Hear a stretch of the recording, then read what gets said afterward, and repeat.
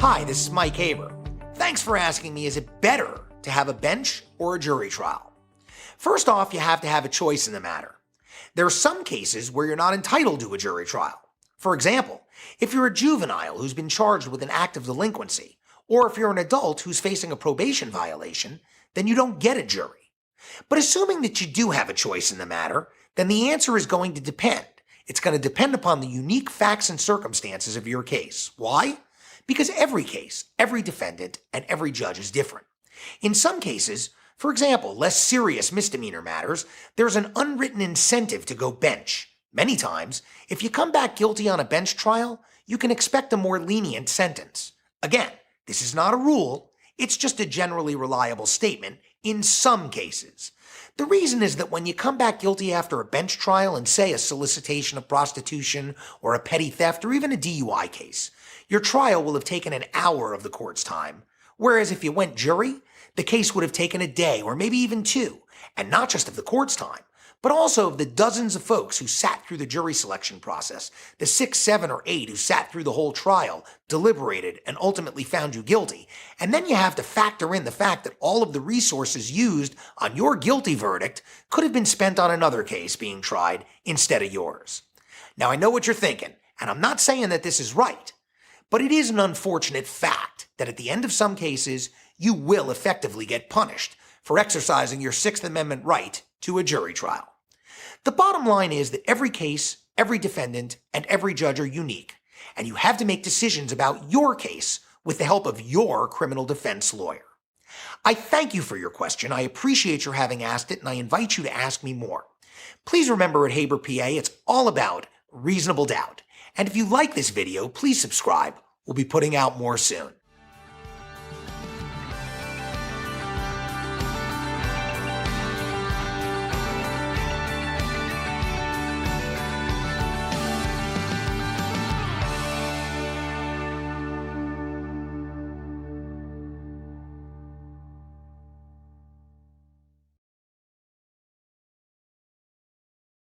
I'm that gratitude guy with the Monday Morning Minute. Only one malpractice lawsuit.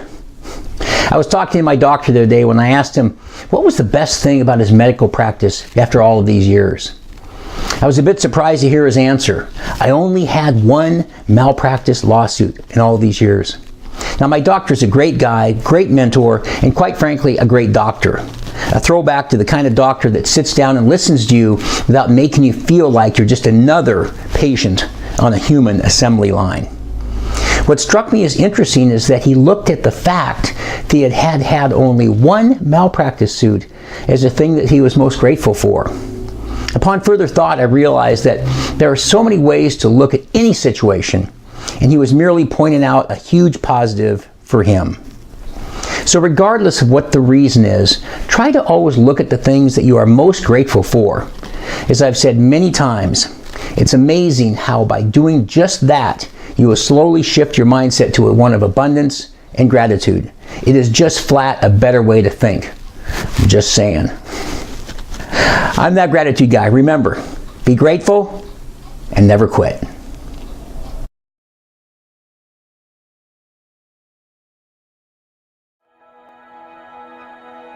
My name is Brandon Nabro. I'm a litigation attorney here at Drew Amber Law Firm.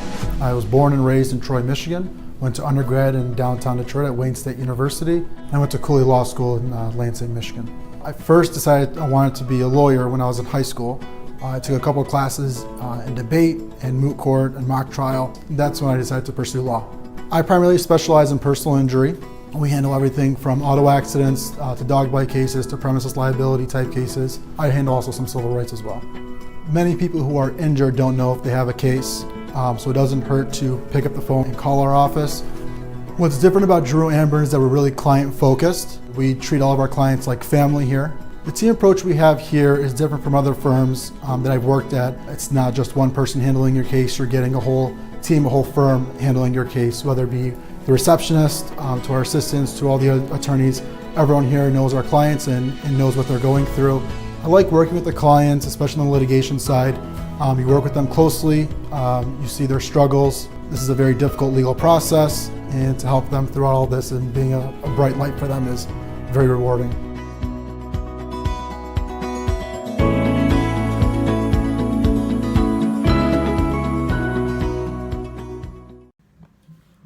Online health information is a very sensitive area of public information.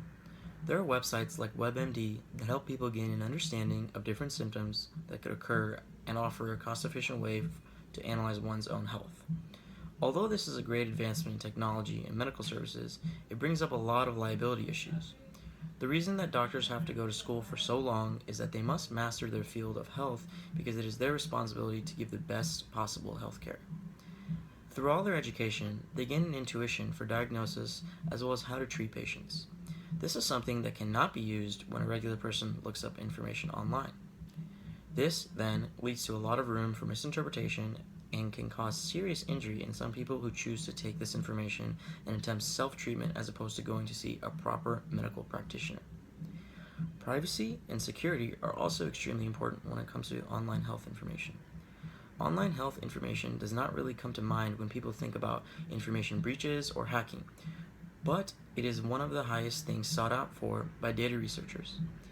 This is because there is a lot of value from your online health information. Companies use your data to sell to other companies or institutions for different purposes. One of the main purposes is to better healthcare, which would be so that your information could be used to make predictions and assumptions when testing pharmaceutical drugs. Another purpose for this information is so that companies can target you for certain clinical test trials.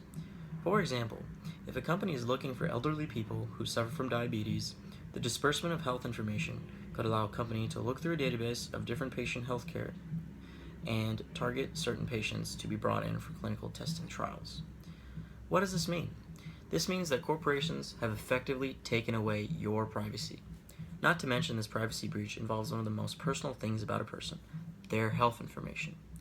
I understand that there is something to be said about information creating better drugs and treatment. However, according to Dr. Peel, an Austin-based doctor and patient privacy advocate who is affiliated with the University of Texas, treatment and drugs have not gotten better as a result of other firms using our health information. So this begs the question, why are we giving up our privacy?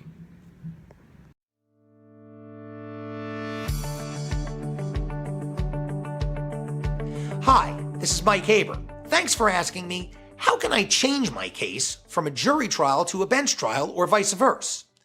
In some ways, criminal cases are like civil cases. Both have a plaintiff, sometimes called a petitioner in civil court, and both have a defendant, sometimes called a respondent in civil court. But in criminal cases, the plaintiff is the people of the state, by and through the office of the state attorney, and the defendant is you, the accused. The Sixth Amendment to the United States Constitution grants every defendant, everyone that is accused of committing a crime, the right to have their case decided by a jury of their peers. And in Florida, this right has been extended to the government as well as to the defendant. In other words, even if you, the defendant, do not demand a jury trial, the state can. Still, it's usually the defendant who demands jury, and once you do that, then you can't take it back. Not unilaterally, anyhow. If you decide you'd prefer to go bench after you've demanded jury, then you're going to have to get the state to agree, and they're going to have to waive jury. And if they don't agree, then you're going to get a jury real quick. Where you decide that you want to go bench but the state disagrees, sometimes you can enlist the court's help in persuading the state to see things your way. There's some plain economic arguments to be made, like the fact that jury trials take significantly more time, and they take significantly more resources from the system. Bench trials are always faster, but they have their drawbacks too, the most obvious of which is that it's a lot easier to convince one or more jurors than it is to sweet-talk a savvy judge. At Haber, PA, we always ask for a bench trial up front. Why?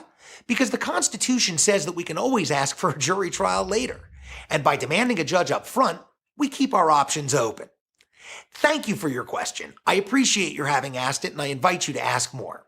Please remember, at Haber, PA, it's all about reasonable doubt. And if you like this video, please subscribe. We'll be putting out more soon.